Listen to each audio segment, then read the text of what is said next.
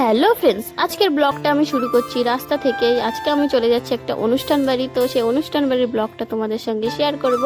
তো তোমরা দেখতে থাকো প্রথম থেকে শেষ পর্যন্ত, আর আমার সঙ্গে থেকো। আর ভালো লাগলে অবশ্যই একটা লাইক দিও। আর দেখো, এখন চলে এসেছি আমাদের অনুষ্ঠান বাড়ি। আর সেদিন ছিল আমার এই দিদির সাধ ছিল, তো এটা আমার জেঠুর মেয়ে, তো ওর সাধ ছিল। তো সেই সাধ উপলক্ষে আমরা গেছিলাম ওদের বাড়িতে। তো দেখো, এই গরমের মধ্যে ও খুব কষ্টও পাচ্ছিল, তো তার জন্য হাতে একটা পাখা নিয়ে ঘুরছিল, ছোট পাখা। আর দেখো, এই যে আমার দাদা যেই দেখেছে ভিডিও করছে সেই চলে গেল।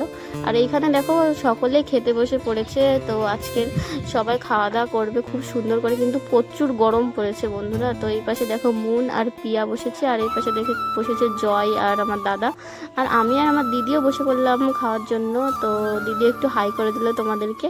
এবং তারপরে আমাদের খাওয়ার মেনুতে ছিল অনেক ধরনের, আর আমরা সেগুলো খাওয়াটা মানে করে নিলাম। তো তারপরে আর ছিল 2 রকমের মাছও ছিল বন্ধুরা, আর ছিল পিঠে।